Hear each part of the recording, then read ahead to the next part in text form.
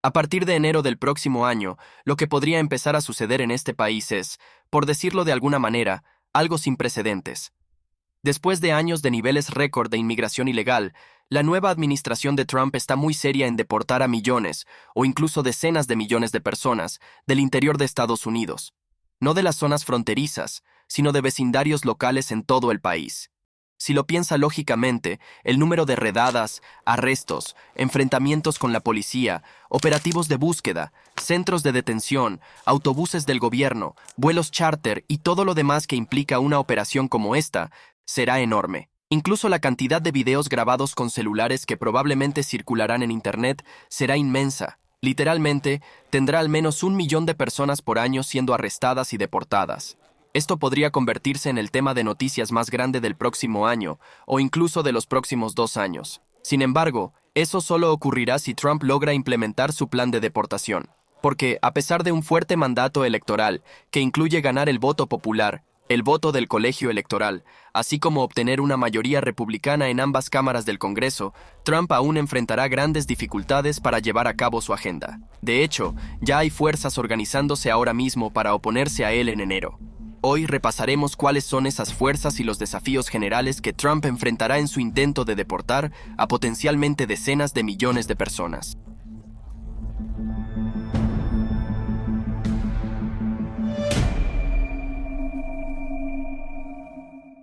Para empezar, en este momento, mientras ve este episodio, hay una gran caravana de migrantes, posiblemente la última de su tipo, cruzando México y dirigiéndose a la frontera con Estados Unidos, con la esperanza de llegar antes de que Trump vuelva a la Casa Blanca en enero.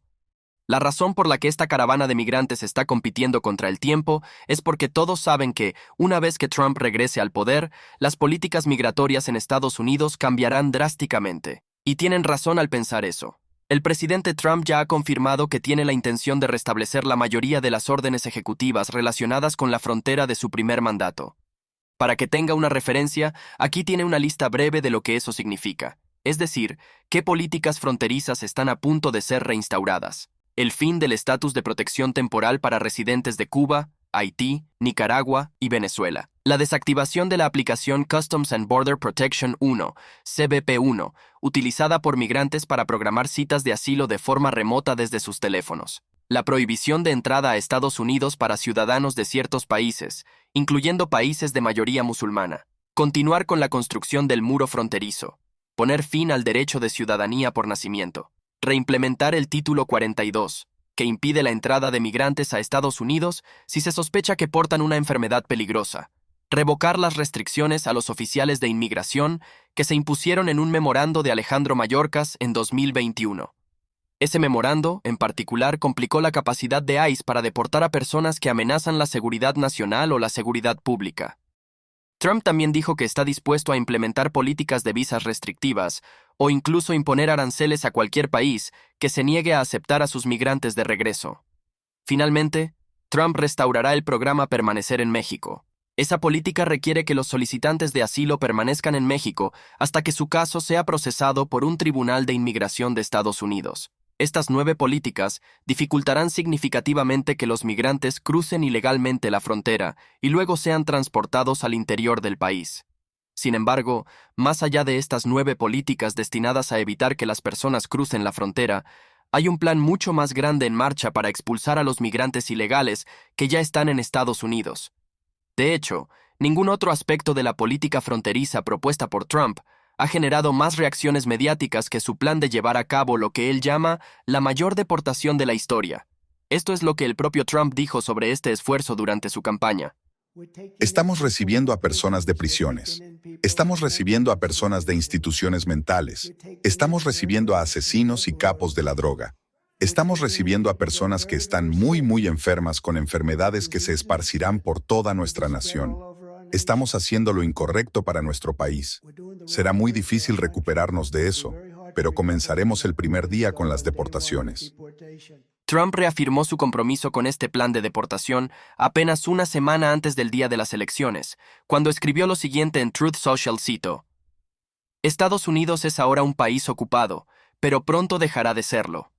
El 5 de noviembre de 2024 será el día de la liberación en América. Desde el primer día, lanzaré el programa de deportación más grande en la historia de Estados Unidos.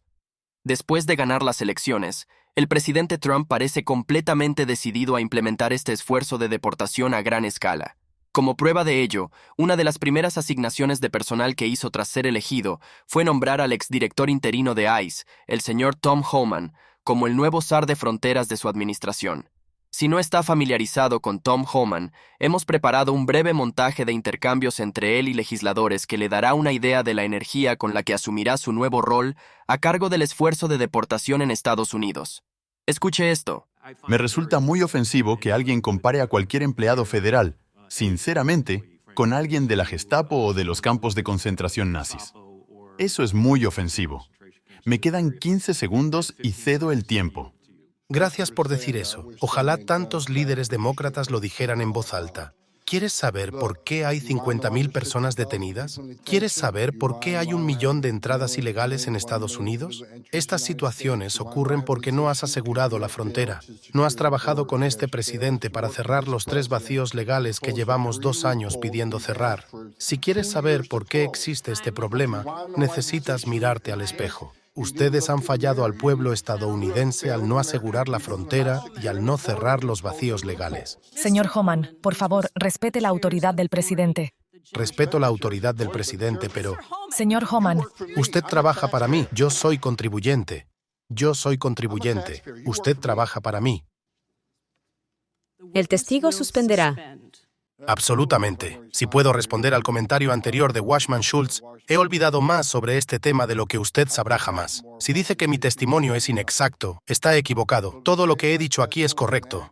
En resumen, si quiere enfrentarse cara a cara, aquí estoy. Estoy aquí en mi tiempo personal para hablar con el pueblo estadounidense sobre lo que es falso y lo que es correcto. Seguro. Estoy feliz de enfrentarme cara a cara con usted, señor Homan. Estoy feliz de hacerlo cualquier día. Pero debe dejarme responder a su pregunta en lugar de lanzar una bomba y salir corriendo. Y sobre la recomendación de las muchas que mencionó, usted recomendó la separación familiar. Yo recomendé tolerancia cero. Eso incluye la separación familiar. Lo mismo que ocurre cuando cualquier ciudadano estadounidense es arrestado mientras está con un menor. La política de tolerancia cero se interpretó como una política que separaba a los niños de sus Si me padres. arrestan por manejar bajo alguna sustancia y tengo un niño pequeño en el auto, me separarán de él. Cuando era oficial de policía en Nueva York y arrestaba a un padre por violencia doméstica, separaba a ese padre de su Señor familia. Homan, con todo respeto, los solicitantes de asilo legales no están siendo acusados de ningún delito.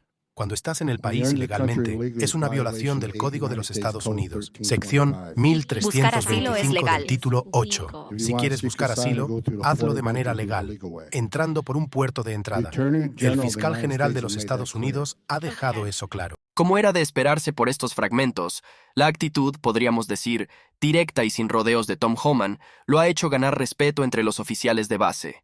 De hecho, la misma mañana en que Trump anunció la designación de Tom Homan como zar de fronteras, Homan apareció en el programa Fox and Friends.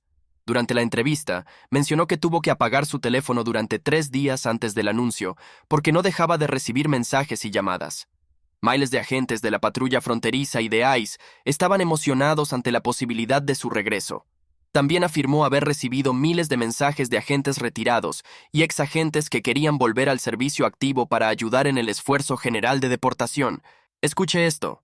Apagué mi teléfono el viernes por la noche porque no podía manejar la cantidad de llamadas, mensajes de texto y correos electrónicos de miles de agentes de ICE y de la patrulla fronteriza emocionados por el rumor de que voy a regresar. Pero más importante que eso, miles de agentes retirados, agentes fronterizos jubilados y militares retirados quieren regresar y ofrecerse como voluntarios para ayudar al presidente a asegurar la frontera y llevar a cabo la operación de deportación. Así que estuve desconectado durante 3 días porque simplemente no podía manejar tantas llamadas. Además, lo que estamos viendo es una violación total de la ley. Solo tienen que mirar el caso Arizona contra Estados Unidos para darse cuenta de estas violaciones. Mire, el alcalde de Denver y yo estamos de acuerdo en algo. Él está dispuesto a ir a la cárcel. Yo estoy dispuesto a meterlo en la cárcel.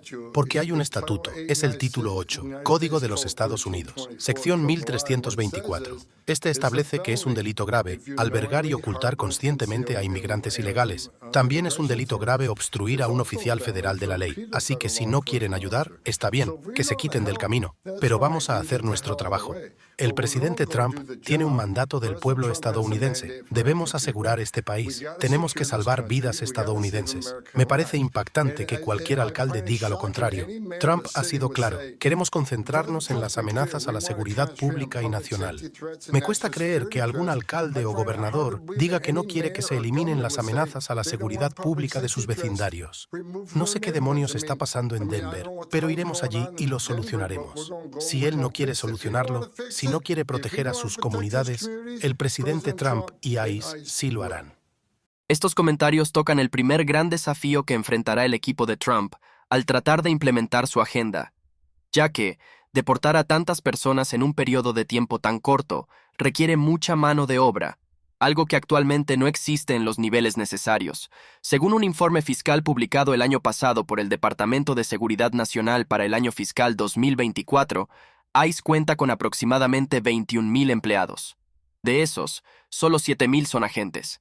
Y no hay manera de que 7,000 agentes puedan deportar a millones o decenas de millones de personas. Por lo tanto, Trump está considerando la idea de usar al ejército para acelerar la operación. En ese sentido, el 18 de noviembre de este año, Tom Fitton, de Judicial Watch, publicó el siguiente mensaje en Truth Social. La administración Trump se está preparando para declarar una emergencia nacional y usar activos militares para asistir en su programa de deportación masiva. A ese mensaje, el presidente Trump respondió simplemente con un verdadero. Ahora bien, si esa fuera toda la historia, probablemente sería ilegal. La ley Posse Comitatus prohíbe el uso de activos federales, es decir, militares, en actividades de cumplimiento de la ley, a menos que el Congreso lo autorice explícitamente. El objetivo de esa ley es evitar la interferencia militar en asuntos civiles. Sin embargo, hay excepciones importantes a esta ley. La primera, irónicamente, es la Ley de Insurrección. Promulgada originalmente en 1792, esta ley otorga al presidente la autoridad para desplegar al ejército dentro del territorio de Estados Unidos y usarlo contra ciudadanos estadounidenses bajo ciertas condiciones que Trump podría argumentar que están presentes actualmente. Esta ley solo se ha usado unas pocas veces en la historia de Estados Unidos, por Lincoln durante la Guerra Civil, por Eisenhower y Kennedy durante el proceso de desegregación y por George H.W. Bush durante los disturbios de Los Ángeles. Ese es un posible camino que Trump podría tomar. La otra opción, algo que Trump ha mencionado en numerosas ocasiones, es invocar lo que se conoce como la Ley de Enemigos Extranjeros de 1798.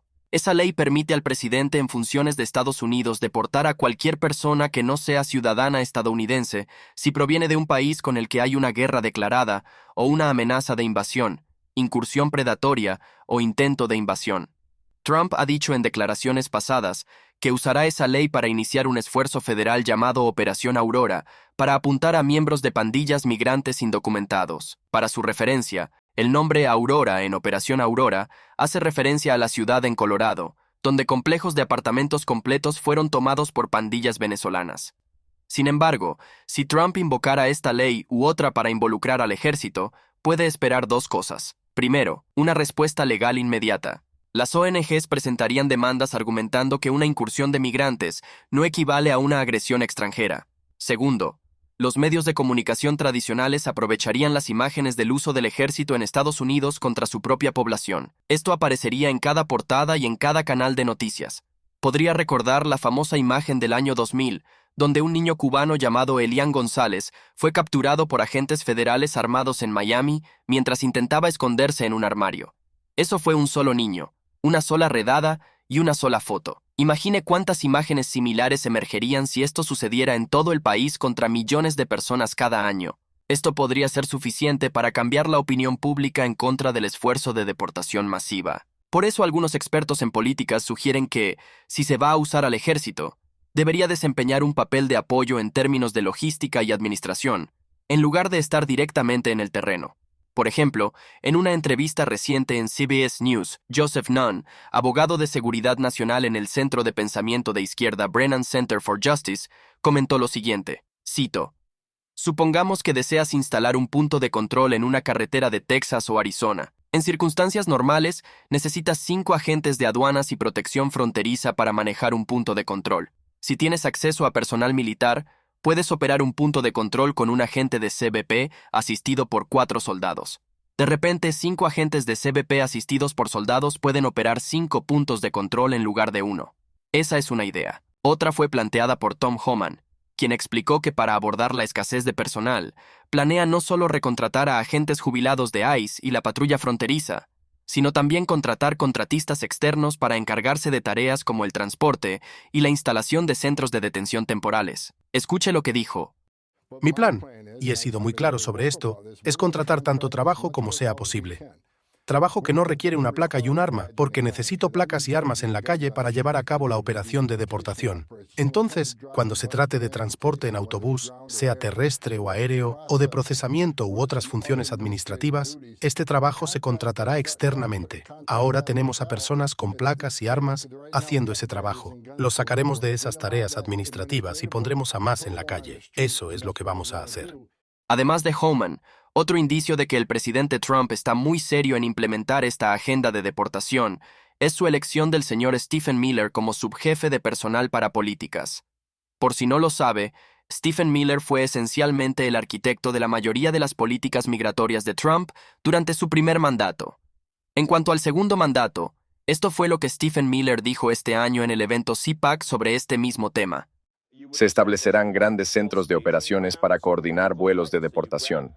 El plan consiste en capturar a inmigrantes ilegales, trasladarlos a centros de operaciones y luego usar aviones que esperan a las fuerzas del orden federales para llevar a esos inmigrantes a sus países de origen. Además, se propone dar autoridad a la Guardia Nacional para llevar a cabo tareas de cumplimiento migratorio y desplegar al ejército en la frontera sur, no solo con una misión de observación, sino con una misión de bloqueo e impedimento. En otras palabras, se reafirmará el principio constitucional de que no tienes derecho a entrar en territorio soberano para siquiera solicitar asilo. El ejército tendrá el derecho de establecer posiciones fortificadas en la frontera y declarar que nadie puede cruzar en absoluto. Por lo tanto, queda claro que el presidente Trump está contratando personas con ideas afines para implementar esta agenda de deportación. Actualmente, esta agenda parece contar con el apoyo mayoritario de los estadounidenses, al menos según encuestas recientes. Quizás sorprendentemente, este apoyo parece atravesar líneas partidistas. Por ejemplo, en septiembre, Ipsos realizó una encuesta entre más de 1,000 estadounidenses representativos de la población general. La encuesta encontró que más de la mitad de los estadounidenses, incluyendo una cuarta parte de los demócratas, apoyan la deportación masiva de inmigrantes que viven ilegalmente en el país. Más recientemente, después de la victoria electoral de Trump, CBS realizó otra encuesta y descubrió que el 57% de los estadounidenses todavía apoya la deportación masiva, frente al 43% que se opone. Esto muestra que, en este momento, la opinión pública parece estar de su lado. Sin embargo, una de las grandes preguntas sin resolver es cuántas personas serán realmente deportadas durante el segundo mandato de Trump. La respuesta no es del todo clara y está abierta a interpretación. En mayo, durante una entrevista con Time Magazine, Trump mencionó la posibilidad de deportar literalmente entre 15 y 20 millones de migrantes ilegales. Pero en agosto, cuando J.D. Vance fue cuestionado sobre la logística de deportar a tantas personas en ABC News, dijo lo siguiente. Vas a tener que deportar a algunas personas. Empecemos con 1 millón y luego seguimos desde ahí. Curiosamente, desde que ganaron las elecciones, ni Trump, ni Vance, ni nadie más en su equipo ha dado una cifra oficial sobre el número de migrantes ilegales que planean deportar. Tal vez aún estén afinando los detalles en privado, o quizá esta ambigüedad sea una estrategia para mantener a los migrantes ilegales en el país un poco inquietos durante este periodo de transición. Sin embargo, lo que puede resultar particularmente interesante sobre este plan de deportación masiva es que, a pesar de la retórica de Trump contra la inmigración ilegal, él no es el presidente con más deportaciones durante su mandato. Ese honor pertenece a Barack Obama, quien fue apodado por grupos de derechos de los migrantes como el deportador en jefe durante su tiempo en la presidencia. De hecho, a pesar de que los medios tradicionales generaron gran revuelo en torno a Trump, durante su primer mandato, deportó solo la mitad de migrantes ilegales en comparación con Obama en su primer mandato. Trump deportó aproximadamente 1.500.000 personas, mientras que Obama deportó 2.900.000 en su primer término y otros 1.900.000 en su segundo. Como dato curioso, Obama tiene el récord de más deportaciones en un solo año. En 2013, supervisó 432.000 deportaciones. Esta diferencia entre ambas administraciones se vuelve evidente al observar un gráfico del Cato Institute que muestra una caída clara después de Obama. En cuanto a por qué ocurrió esa caída, según el análisis, la razón principal es que durante el segundo mandato de Obama surgieron muchas ciudades santuario en todo el país que se negaron a cooperar con ICE. Cuando Trump asumió su primer mandato, heredó ese rechazo del segundo mandato de Obama y no pudo deportar a tantas personas. Sorprendentemente, lo crean o no, la actual administración de Biden está en camino de igualar los números de deportación del primer mandato de Trump, al menos según datos del Migration Policy Institute. Todo esto demuestra que, aunque los medios tradicionales describan este plan de deportación como extremo, partidista y sin precedentes, está en línea con el sentir público actual, según las encuestas, así como con las políticas de administraciones demócratas anteriores. Sin embargo, esto no significa que el plan sea fácil de ejecutar. Además de los desafíos de personal que ya discutimos y la posible participación del ejército, Trump enfrentará 4 grandes obstáculos adicionales. El primer obstáculo tiene que ver con la designación criminal. Básicamente, para acelerar las deportaciones, uno de los enfoques será deportar primero a los criminales con el objetivo de proteger la seguridad nacional. Esto significa que si un migrante ilegal, además de violar las leyes de inmigración, infringió otras leyes mientras estuvo en el país o tenía antecedentes penales antes de entrar a Estados Unidos, será priorizado para su deportación. Esto fue algo que Tom Homan mencionó durante la entrevista en 60 minutos que mencionamos anteriormente. ¿Puedes limitarte solo a criminales y amenazas a la seguridad nacional? Si yo estoy a cargo de esto, mis prioridades son las amenazas a la seguridad pública y a la seguridad nacional primero. La idea de priorizar a los criminales no es nueva. Obama intentó algo similar. De hecho, en un discurso en noviembre de 2014, exactamente hace 10 años, Obama destacó su esfuerzo por concentrarse en inmigrantes ilegales con antecedentes penales. Así como somos una nación de inmigrantes, también somos una nación de leyes. Los trabajadores indocumentados violaron nuestras leyes de inmigración y creo que deben rendir cuentas, especialmente aquellos que pueden ser peligrosos. Por eso, en los últimos 6 años, las deportaciones de criminales han aumentado un 80%. Y por eso, seguiremos enfocando los recursos de aplicación de la ley en amenazas reales a nuestra seguridad. Sin embargo, tanto Obama como Trump enfrentan un problema similar. Si se utiliza la etiqueta de criminal para justificar deportaciones masivas, se quedarán sin nombres rápidamente, ya que para deportar al menos 1 millón de personas al año, simplemente no hay suficientes migrantes ilegales con antecedentes penales adicionales para alcanzar esa cifra. En una entrevista en CNN, John Sandwick, exdirector interino de ICE, explicó en detalle por qué centrarse únicamente en entre comillas criminales no es del todo realista. Escuche esto. Tenemos entre 11 y 12 millones de inmigrantes en este país, la gran mayoría de los cuales nunca han cometido un crimen. Según los datos disponibles, 4.600.000 de estas personas son familias de estatus mixto. Esto significa que hay un padre o madre indocumentado con hijos ciudadanos estadounidenses o un cónyuge ciudadano estadounidense. Entonces, cuando hablas de deportar a 1 millón de personas, no puedes llegar a esa cifra sin afectar a esta población. Ahora estás hablando de separar familias. Creo que todos estamos de acuerdo en que debemos usar ICE como una herramienta de seguridad pública y enfocarnos en aquellos individuos que están cometiendo crímenes en el país. Pero cuando conviertes esto en un juego numérico y dices que vamos a deportar a 1 millón en un año, ya no estás hablando solo de criminales. No hay 1 millón de criminales para deportar. Estamos hablando de familias, y esa es la verdadera preocupación aquí. Este es uno de los desafíos que enfrentará la administración Trump al implementar su agenda de deportación. Sin embargo, podría argumentar, si está viendo este episodio, no importa. Si una persona está aquí ilegalmente, ya son técnicamente criminales, incluso si no violaron otras leyes. Lo cual es cierto. Pero eso nos lleva al siguiente desafío, la logística.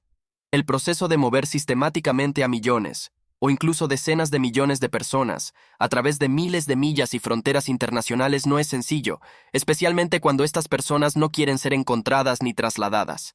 Además, los países a los que planea enviarlos podrían no querer recibirlos de vuelta.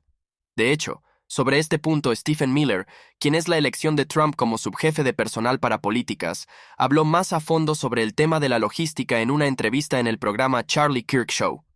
Escuchen esto. Haces una redada.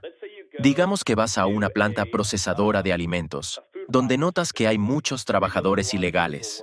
Esa redada podría capturar inmigrantes ilegales de hasta 2 docenas de países diferentes solo en esa operación. La mayoría de los países se negarán a aceptar inmigrantes ilegales de otro país. México no aceptará inmigrantes ilegales de Vietnam. Claro, podrías obligarlos a regresar, pero ese es un viaje mucho más corto. Si eres un inmigrante ilegal vietnamita, es mucho más inconveniente que te envíen de regreso a Vietnam. Por eso construyes estas instalaciones donde puedes, hipotéticamente, tener 3 vuelos diarios de regreso a México, 2 vuelos diarios hacia el Triángulo del Norte, ¿verdad?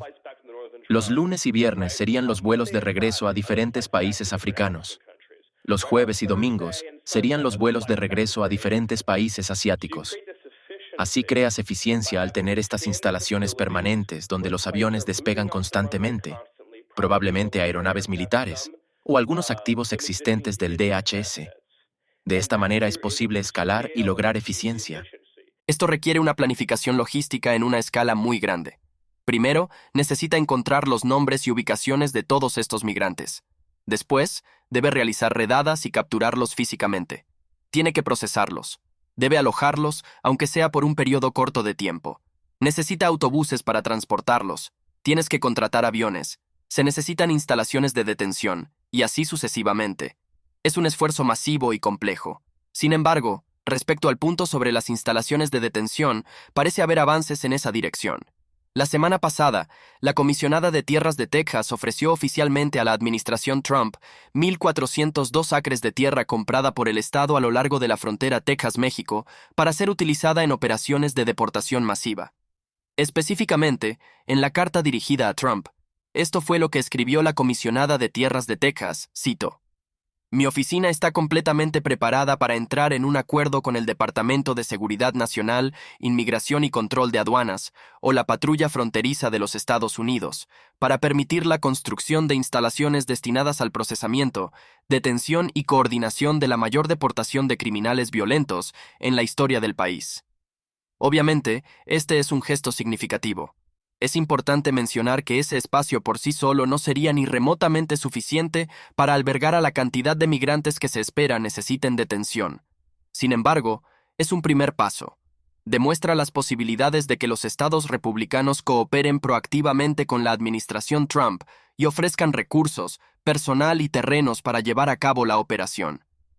Esto nos lleva al tercer desafío que enfrenta Trump: los estados demócratas. Mientras que los estados republicanos podrían asistirlo de manera proactiva, los estados demócratas, y en particular las ciudades santuario controladas por los demócratas, podrían tomar la dirección completamente opuesta.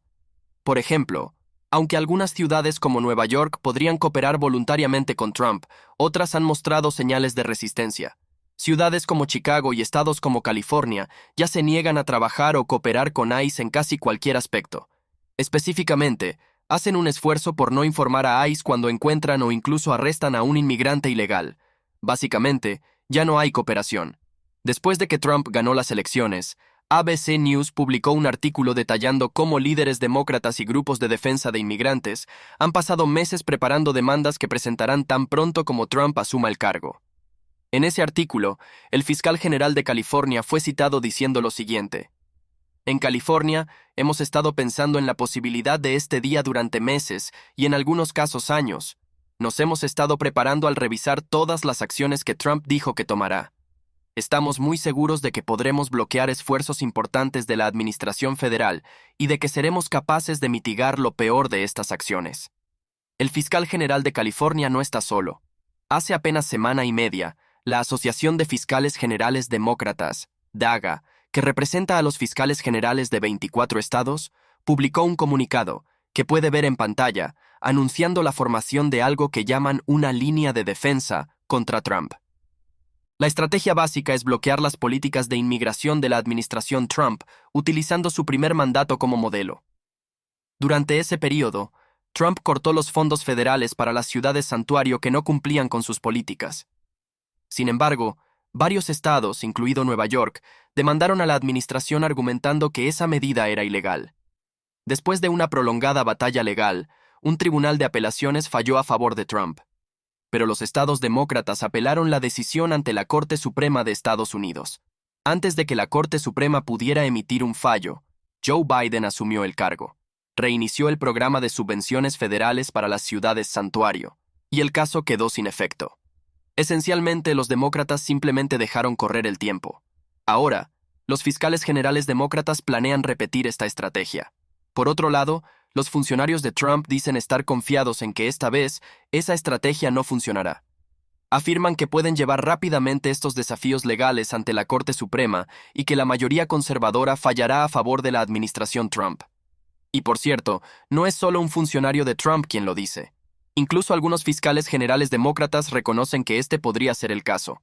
Por ejemplo, el fiscal general del estado de Washington comentó, cito, "Una de las muchas razones por las que tuvimos éxito en nuestro litigio contra la administración Trump durante el primer mandato fue que a menudo eran descuidados en la forma en que implementaban sus políticas, lo que nos daba oportunidades para prevalecer. En la Corte, esta vez, anticipo que veremos menos de eso, y esa es una diferencia importante". En esa misma línea, en una reciente entrevista en Fox, Tom Homan fue preguntado sobre su plan para lidiar con las ciudades santuario. Aquí está lo que dijo.